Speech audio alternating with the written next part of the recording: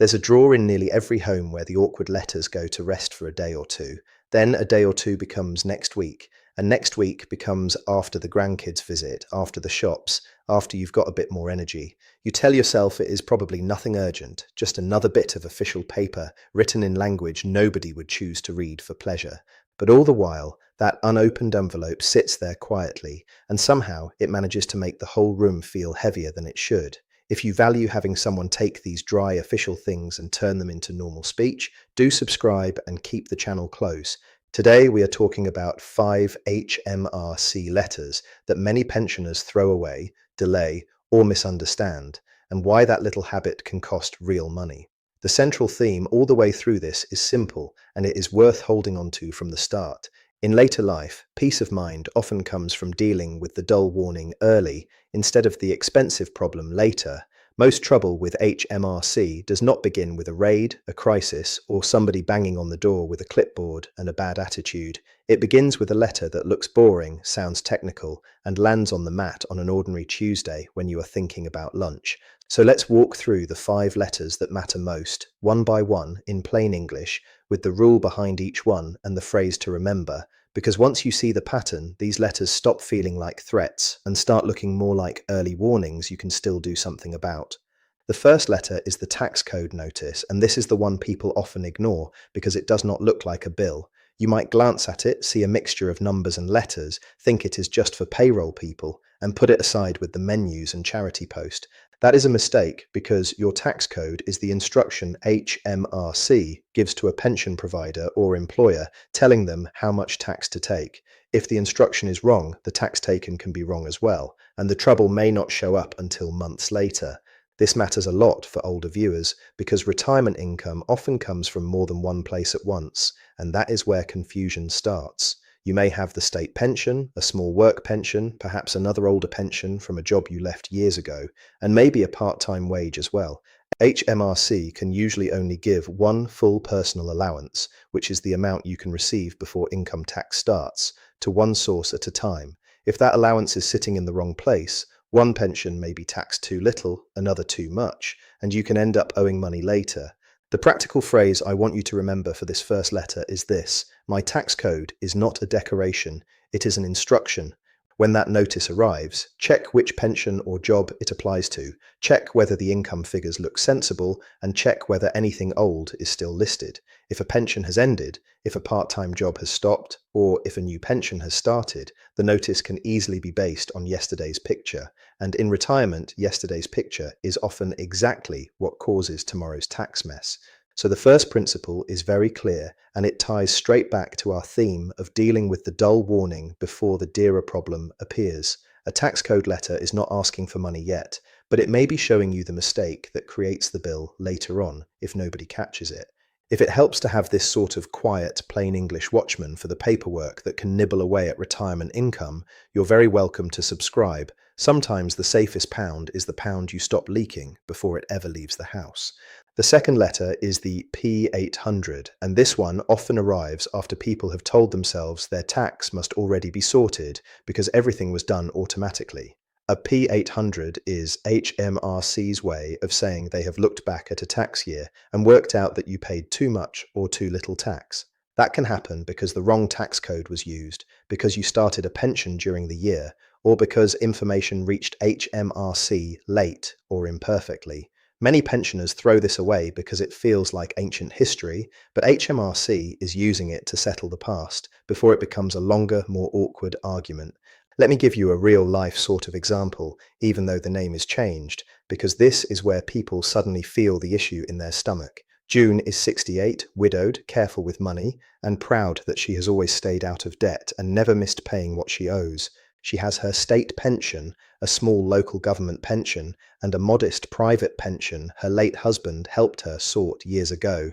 When a P800 arrived in summer, she assumed it was just a summary for her records, folded it neatly, and slid it into a drawer.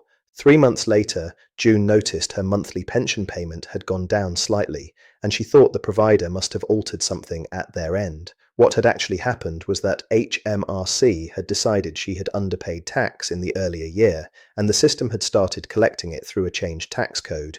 Because June had not read the P800 properly, she missed the chance to compare the figures, ask questions, and understand whether the amount was right in the first place. What upset her most was not just the money, but the feeling of having been caught out by a letter she had physically held in her own hand. The phrase to write down for a P800 is this: stop and compare before you accept. Compare the income HMRC says you had with the pensions and wages you actually received, and do not assume the computer has stitched it all together perfectly. Sometimes the figures are right, sometimes they are not, and either way you deserve to understand what is being corrected and how it will be paid or refunded.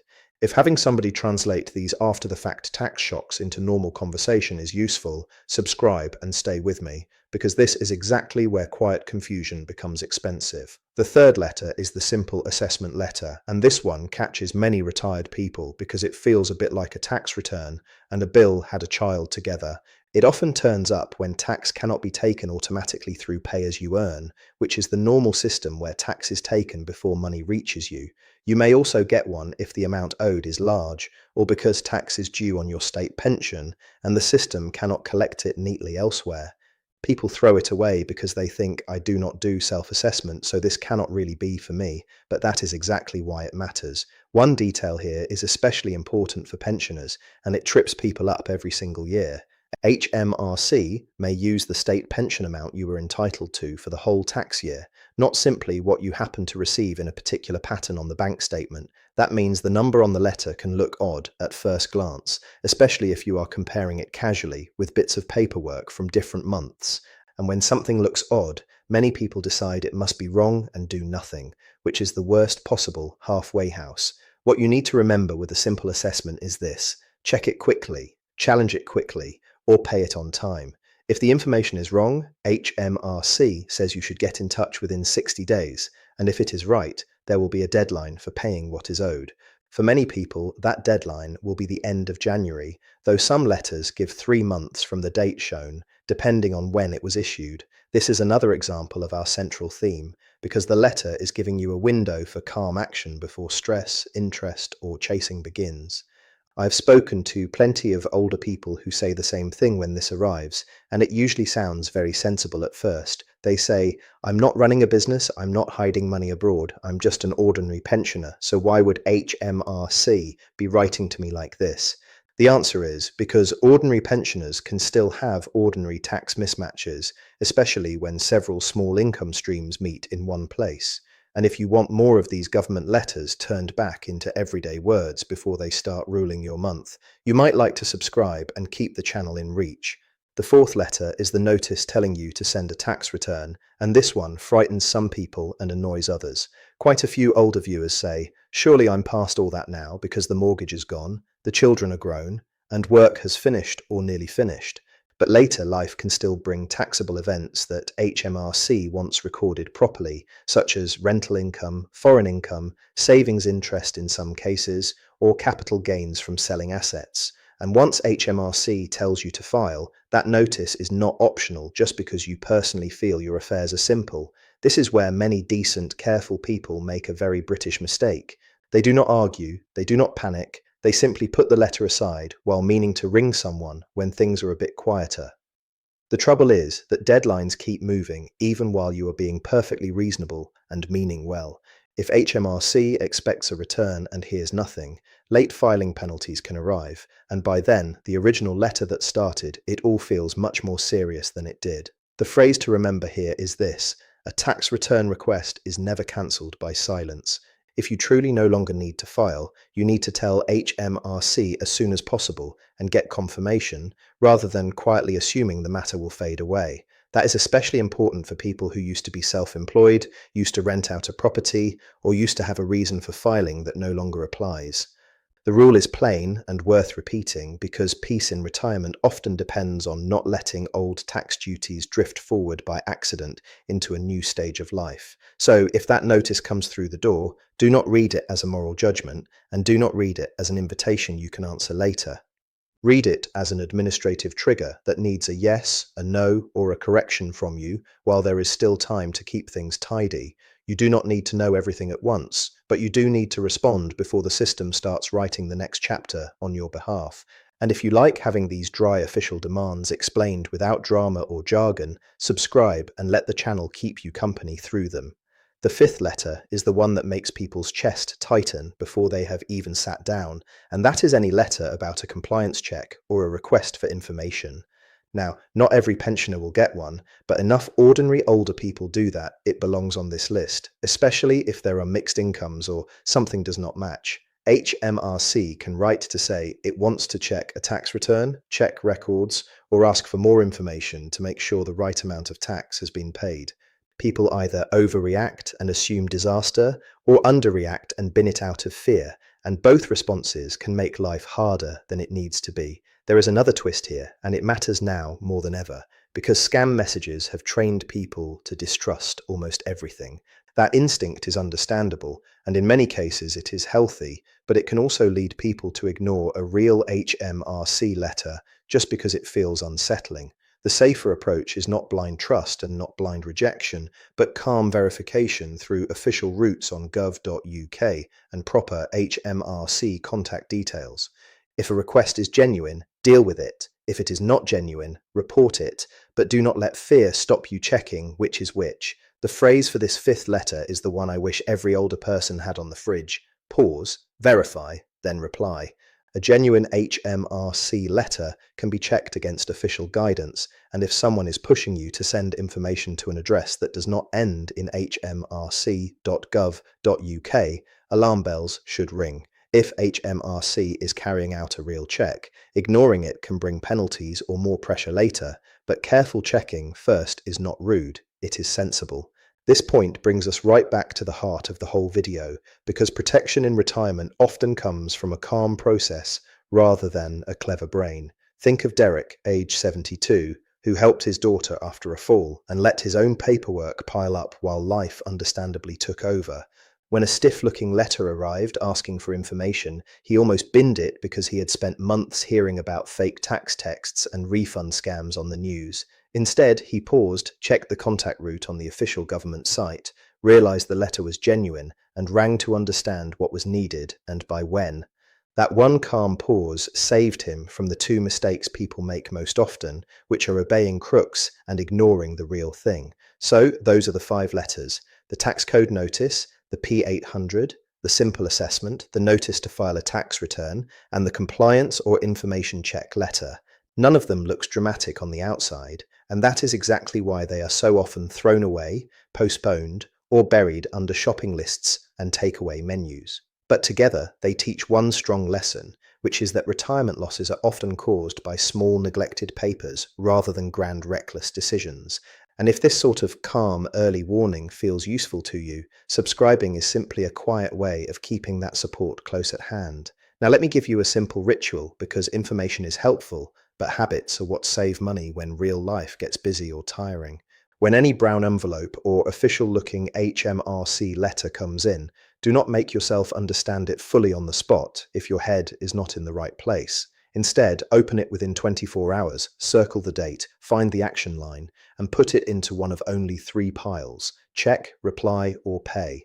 That tiny system is far better than the old method most of us were raised with, which is the vague and dangerous category called deal with later. If your eyes get tired, if the language feels dense, or if official wording makes your confidence wobble, build in a second step instead of giving up. Read the first page once, then read it again with a pen, and if needed, ask a trusted family member, friend, or advisor to sit with you for 10 minutes. You are not failing by needing another pair of eyes, because the system is full of terms that sound simple until they meet real life. What matters is not private pride with paperwork, but protecting your income, your sleep, and your freedom from nasty surprises. There is also a quiet emotional side to all this that we do not talk about enough, especially for people over 55 who have had enough on their plate already. Many older adults are managing grief, fatigue, caring duties, health appointments, rising bills, or the sheer mental load of keeping a household going in a complicated age. So when a technical tax letter appears, it does not land on an empty table in an empty mind. It lands on top of everything else, which is why a simple routine matters so much, because it reduces decision making when your energy is already being spent elsewhere. And if you know someone who would be steadier and safer after hearing this, perhaps a parent, a neighbor, a brother, a sister, or an old friend, send it to them quietly. Not as a lecture and not as a way of scaring them, but as the sort of practical kindness that can save somebody a few £100s and a lot of worry. So much financial harm in later life happens in silence, behind net curtains and closed doors, while people tell themselves they will sort it after the weekend. Sometimes sharing one calm explanation is a far more loving act than giving advice from memory over a rushed cup of tea. I suppose the image I would leave you with is this. Managing these letters is a bit like walking round your house before winter and noticing the tiny drip under the sink, the loose tile, and the back gate that no longer catches properly.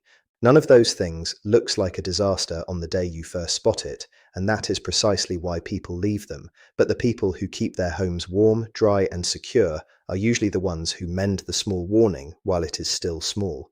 That is what these HMRC letters really are for most ordinary pensioners. Not a verdict on your character, but a small warning asking not to be ignored. Open the letter, check the story it is telling, and deal with the dull thing before it grows teeth. A calmer retirement is very often built that way, one modest act of attention at a time, and there is real dignity in that kind of quiet care.